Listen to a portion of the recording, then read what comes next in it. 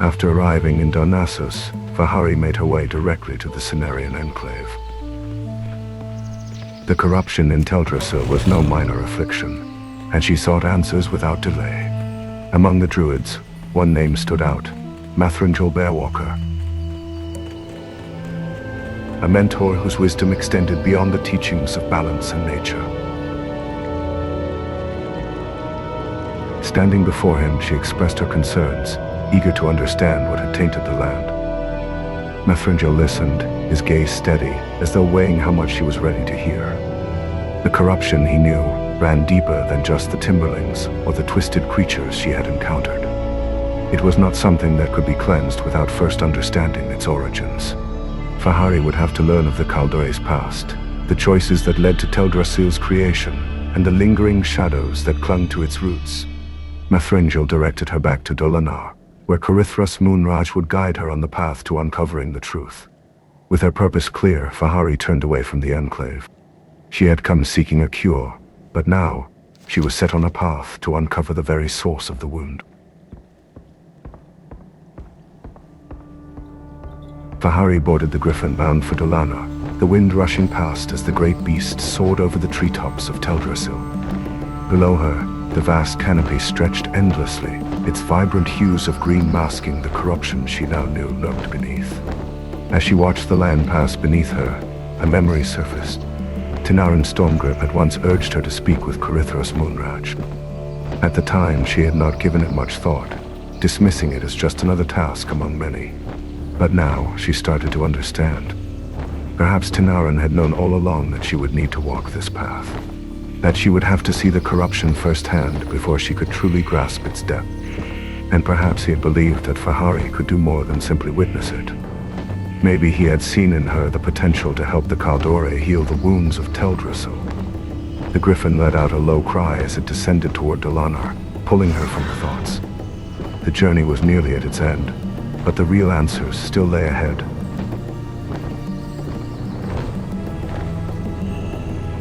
As soon as Fahari landed in Dolinar, she wasted no time.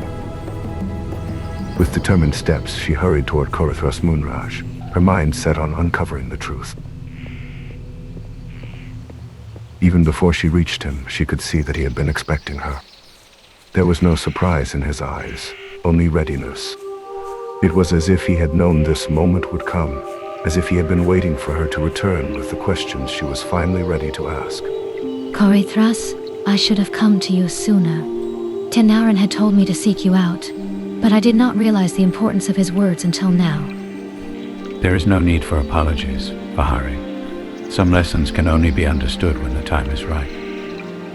You have seen the corruption with your own eyes, felt its presence in the land. Now you seek the truth not because you were told to, but because you must. That is why you are here. The corruption you seek to understand is tied to the very roots of this tree.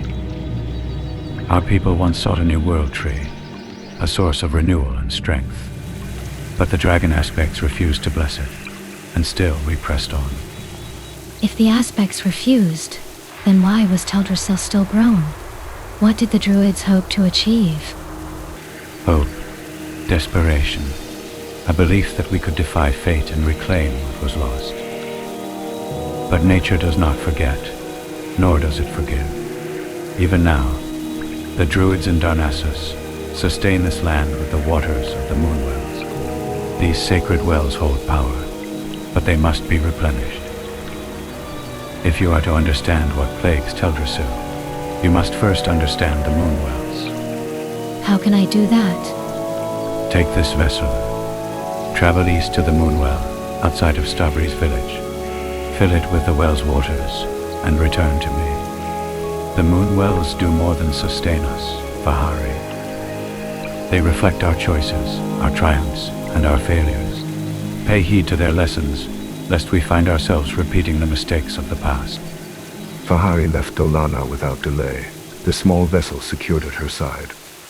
The path ahead led east, winding through the towering boughs of Teldrassil, where the light of Iliun filtered softly through the dense canopy. The journey was quiet, but the air carried a weight she could not ignore. Though she had slain Oakenskal and seen the Timberlings' corruption firsthand, the deeper cause remained elusive. Each step toward the Moonwell felt like a step toward unraveling a mystery far greater than she had anticipated. As she moved through the undergrowth, she remained watchful. The land had been restless, its creatures acting in ways that defied balance. If the corruption lingered, it could manifest anywhere. Ahead, the trees parted, revealing the shimmering waters of the Moonwell nestled within the clearing of Starbreeze village. The presence of the well was calming, yet beneath its tranquil surface, she wondered what truths it might reveal.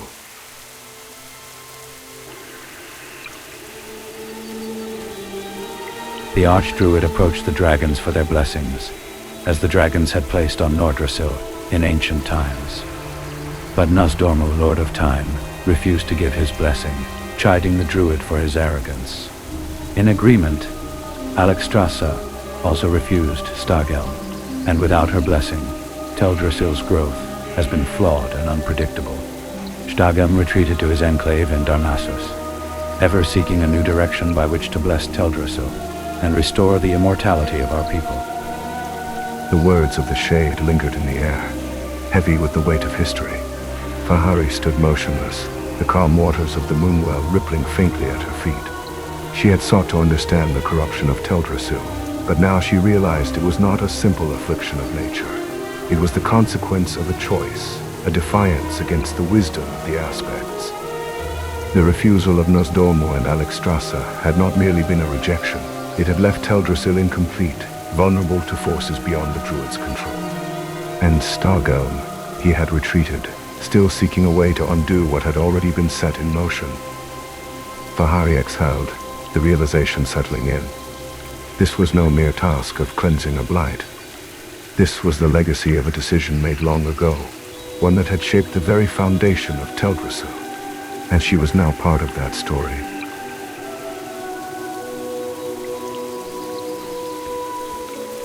Fahari walked in silence, her mind weighed down by the Shade's revelation. The corruption of Teldrassil was not a mere sickness of the land, but the outcome of choices made long ago. The refusal of the aspects, Stargelm's defiance, the unpredictable growth, each piece fit into a story she had only begun to understand.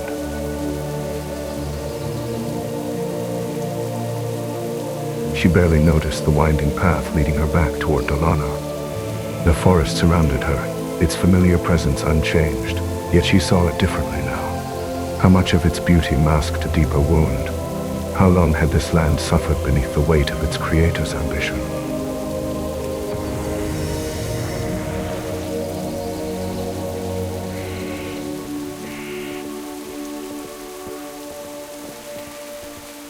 Lost in thought, she only realized where she was when the soft glow of lanterns flickered ahead. The inn stood before her, a welcoming sight amidst the night-draped trees. But something felt off.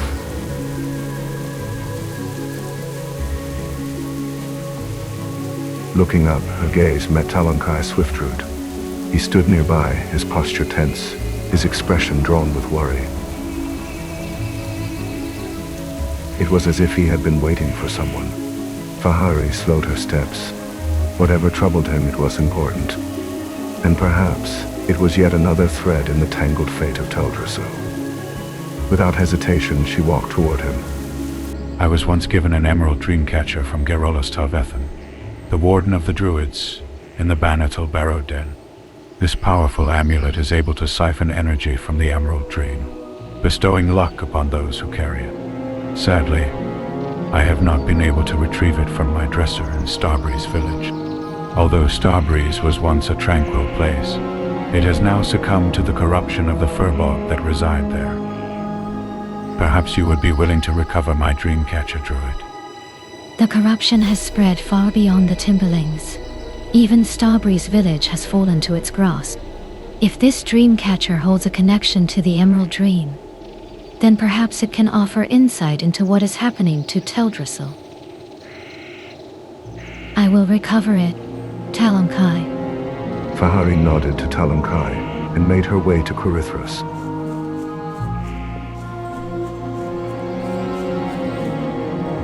Without hesitation, she recounted her encounter at the Moonwell.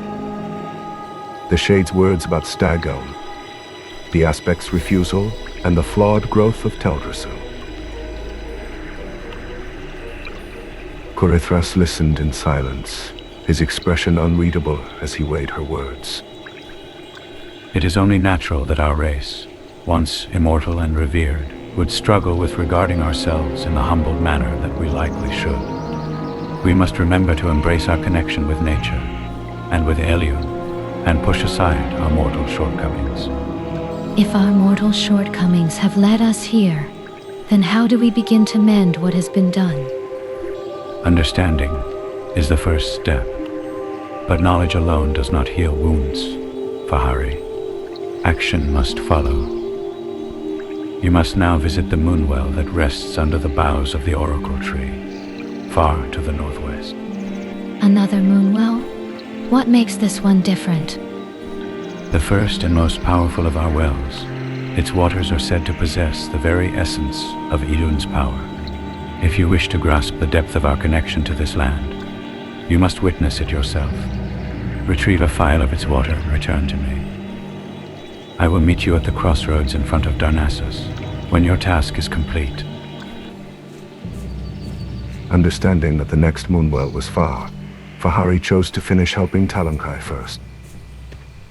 She had been to Starbreeze village before and knew what awaited her. Furbolgs, restless and aggressive, swarming the ruined settlement. Without hesitation, she shifted into cat form, her body light and swift, and darted through the dense forest toward the village. As she neared the outskirts, she stopped for a brief moment, scanning the area. The Furbolgs patrolled the ruined homes, their movements erratic, their growls low and unsettling. She had no time for drawn-out fights. This needed to be done quickly. Keeping to the shadows, she moved with precision, slipping past the Furbolgs without drawing their attention. She reached Talonkai's house and swiftly climbed inside. The dresser stood where he had described it, untouched by time yet surrounded by ruin. She opened it, her hands closing around the Dreamcatcher. A faint energy pulsed through the delicate threads, as if it still held remnants of its connection to the Emerald Dream. Not wasting a moment, she turned and slipped back into the shadows. Staying low, she moved between the trees, keeping her distance from the Furbolgs. Once she was clear of the village, she broke into a full sprint, her path leading straight back to Dolanar. I found your Dreamcatcher in your dresser, just as you said. The Furbolgs have overrun Starbreeze village, but I kept the fight to a minimum. My Emerald Dreamcatcher is of great importance to me. It is a gift only given to few. Thank you for returning it, Fahari. As Talonkai took the Dreamcatcher from Fahari's hands, relief flickered across his face. But when his eyes fell upon the delicate frame, his expression changed. His fingers traced the empty space where the emerald once rested. His breath caught, his grip tightening. The emerald was missing. A sharp frustration flared within him. This was not how he had left it.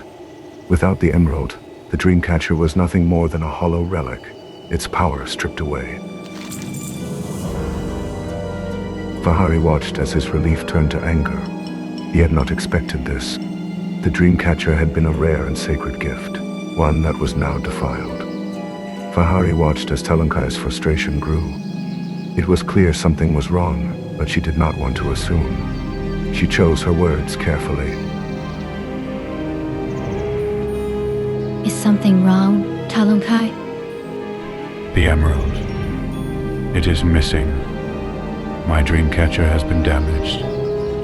The emerald was not in the dresser when I found it. Could the Furbolgs have taken it? Not just any Furbolgs. There is a band of Gnarlpine mystics to the north of Starbreeze. I have heard reports that their leader, Ferocitas the Dream Eater, wears a necklace that glows green in the night. Now seeing my Dreamcatcher, I am sure that he has stolen my emerald. He would never realize that its power is useless to him. Find this missing jewel, Fahari, and while you're there, clear out some of the corrupted mystics as well. Fahari had not expected another task to pull her away from her journey to uncover the corruption. But she had made a choice. That dedication would not waver. She gave Talankai a firm nod and turned toward the north. She knew where the Nawapine mystics dwelled. She had seen them before, lurking beyond Starbreeze village. Their presence had always been unsettling, but now she had a reason to face them. Finding their leader, Ferocitas the Dream Eater, would not be difficult.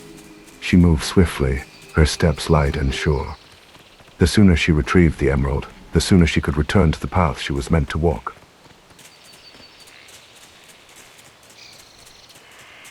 As Fahari neared the Furbolg settlement, she caught sight of the mystics. Unlike the brutish warriors she had faced before, these creatures wielded magic, primal and untamed, yet strikingly similar to the power of the druids. She moved cautiously, keeping low as she advanced from the south.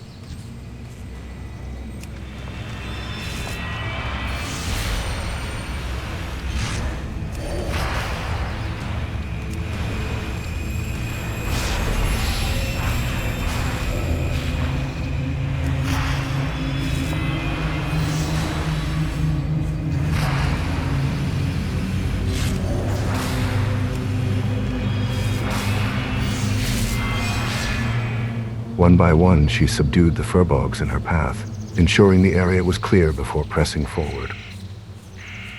The air hummed with residual energy, a reminder that these mystics were not to be underestimated.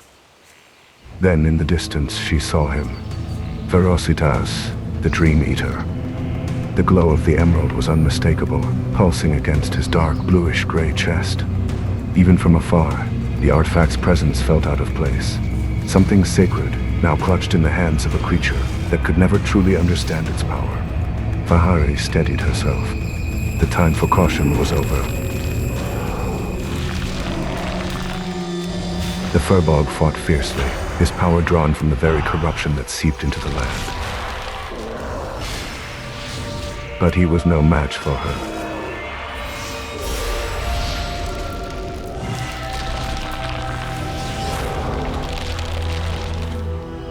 With a final, decisive strike, she brought him down. The emerald fell from his grasp, its glow flickering as if relieved to be free from his influence.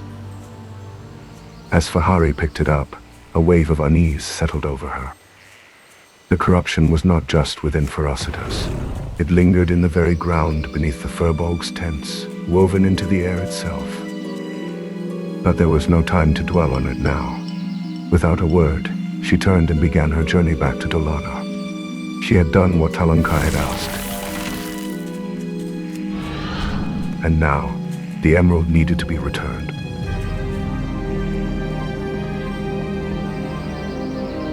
Now I can repair my dream catcher. Thank you, Fahari.